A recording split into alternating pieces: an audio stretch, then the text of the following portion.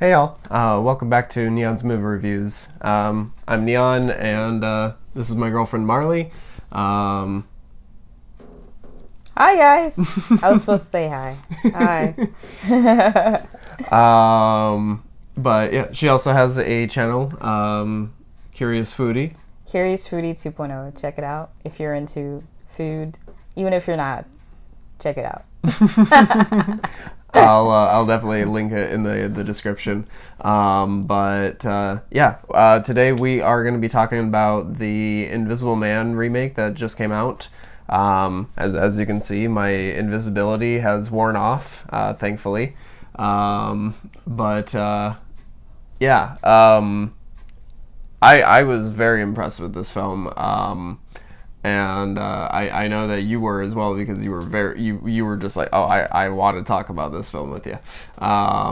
So I know right off the bat there was one scene, like, and if you've seen the other review, you already know, like, I love this. We both love this movie. That's why we wanted to talk about this. But there's that opening scene that I wanted to talk about, and you've got, like, it's probably a good 5-10 minute opening sequence, just silent. There's no music, just no dialogue. It's just the character sneaking out of the house, and nothing is told to you. It's all told through the characters acting and the cinematography. And you don't need any explanations. You understand exactly what's going on. You don't need to know the background. You know exactly what's going on. And it's just this incredibly tense sequence where any little noise she makes is just, your heart skips a beat, and you're just like, and I know you, there was quite a few points right there that you were just like, oh man. He'll, like, turn in the bed a little bit, and it's just like, oh god. But I know there was another part that you really liked, where when what was it? Oh yeah. So the scene that really stood out for me was, okay, so so she was just having a bad, I would just put it in, like, my simple words. She was having a bad day. I mean, this dude was harassing her. So she was just, like, in fetal position on the floor, just struggling. So the daughter, who's in the house with her, and the daughter came into the room trying to console her and, like, like, maybe take her out or something. And out of nowhere, this dude glocked her right in the face. I mean, oh my god. And the girl was like, oh my god, she was freaking out. I mean, there's just the two of them in the room. Mm-hmm. So who else could have done that to her? Right. So she was like, accusing the girl, like, oh my gosh, and like screaming bloody murder. And the father comes running into the room, like, basically just accusing her of punching the girl in the face. And she just, I mean, you can't, just saying an invisible man is in the room punching someone in the face, ain't nobody gonna believe you. So they basically just, like, told her to get out. And that's when I feel like things just really spiraled out of control. So that's why I really like that scene. That was a good scene. Well, and then, like, right after that scene is when she leaves to well, actually, no. I think there's the part where she's she goes up to the attic, and she's been getting messed with throughout the house for a bit, and then she's up in the attic, and she finds his phone, her ex's phone. She finds the all the photos that, like, he's been taking of her while she's asleep and all this stuff. And creepy. Yeah. Oh yeah. And there's a couple parts throughout the film too where, like, you think you hear those things happening, but there's nothing there, and it's just like, oh no, okay, maybe, all right. And they do a really good job of making you question if, like, is she insane or is this actually real?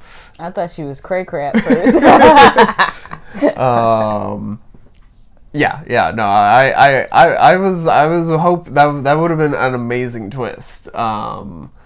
But I'm very happy with how they played it out, though. But yeah, so she's up there, and she thinks she hears something, so she opens she goes over to the ladder, and it's empty. It's the hallway, it's the ladder down, and she ends up grabbing one of the paint cans, tears the lid open, dumps it down there, and I'm like, because he is like right at the top step, right there.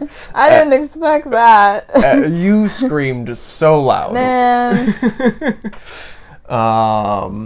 Yeah.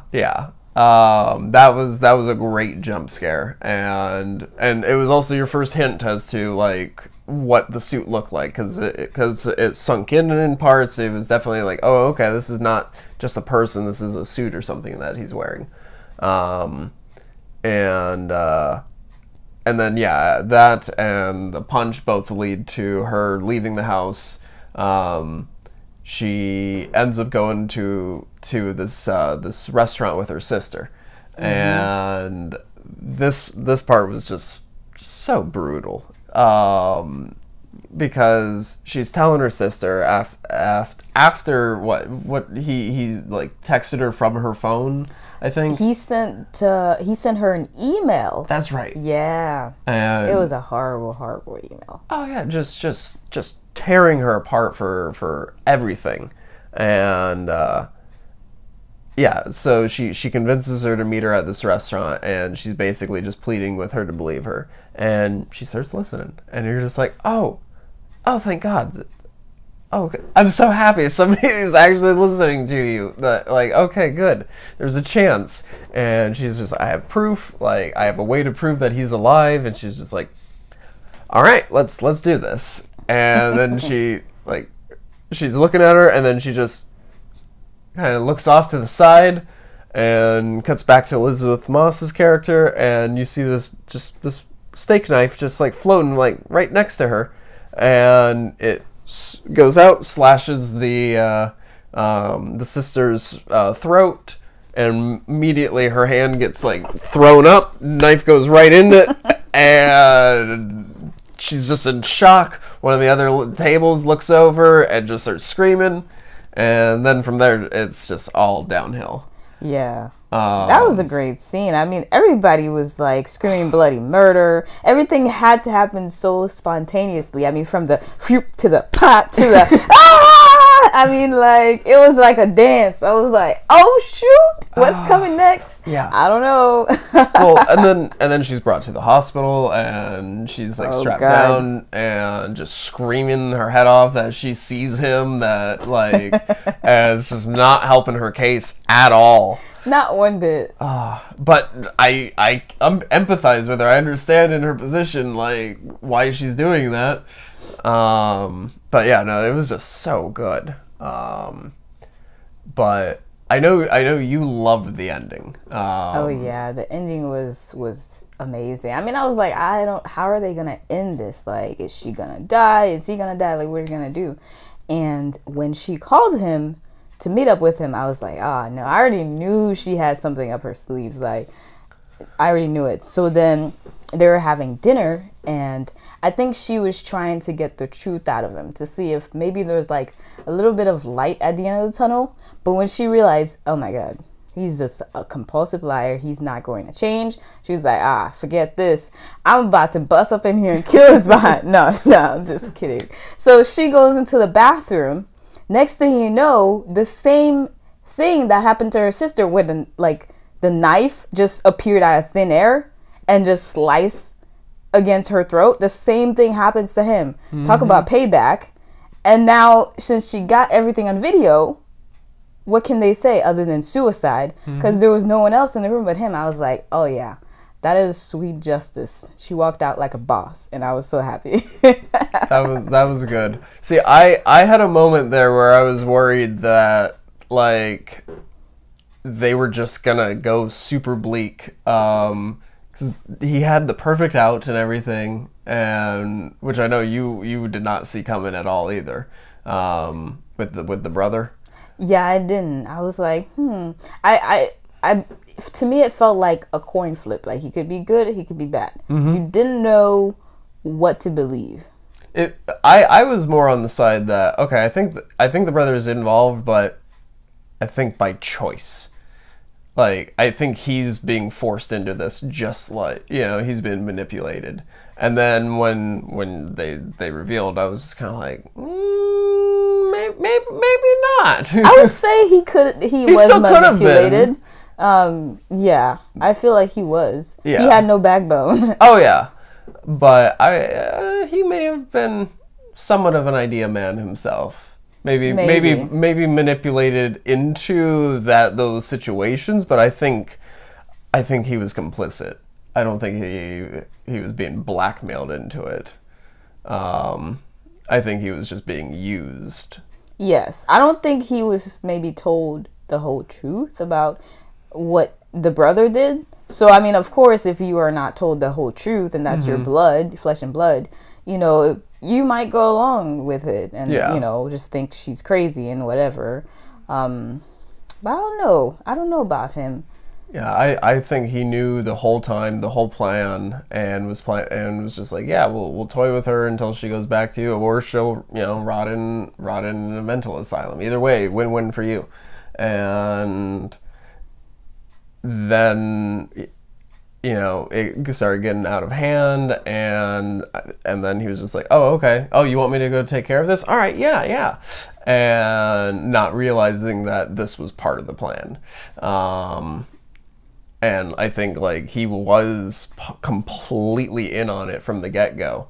But yeah, he just didn't realize how sadistic his brother was. But yeah, that was awesome scene. But yeah, I was very concerned for a bit there that she was gonna believe that, and it was just gonna be, or that she was gonna give in and not believe it, but like realize that if she doesn't, like other people are just gonna get hurt, and just give in. And I thought it was going to be a very bleak ending. No, I knew. I was like, oh, she's got that look in her eyes. A woman scorned. No, I literally, like, I thought it was going to be that part where they were, like, up close with one another and he's talking to her. And I thought it was just going to, like, kind of fade to black and the credits were going to roll. And it was just going to be like, no. I would have been so upset if that's how they ended. I would have been like, what?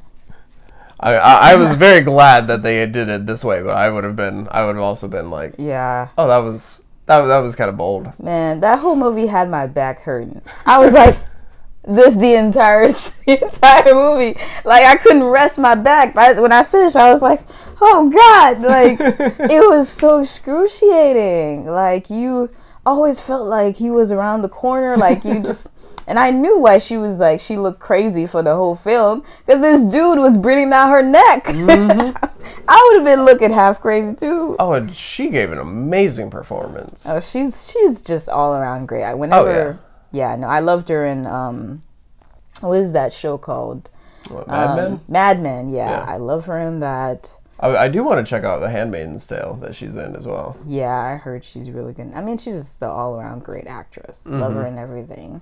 Even Us, she was barely in it, but she was awesome in that. She was one of the standout parts. Yeah. But that, I think, is kind of all I wanted to talk about. Was there anything else that you wanted to talk about on this? Nah, I think that was all. Okay. But yeah. But yeah, thank you for coming on. Be nice if we can do this again sometime. No guarantees. I'm just kidding. Thanks for having me. Definitely.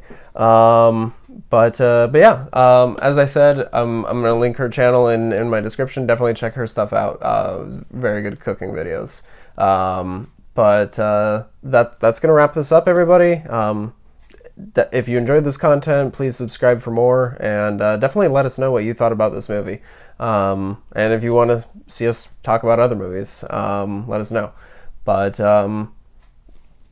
subscribe for more, and I'll see you around. Stay safe. Bye.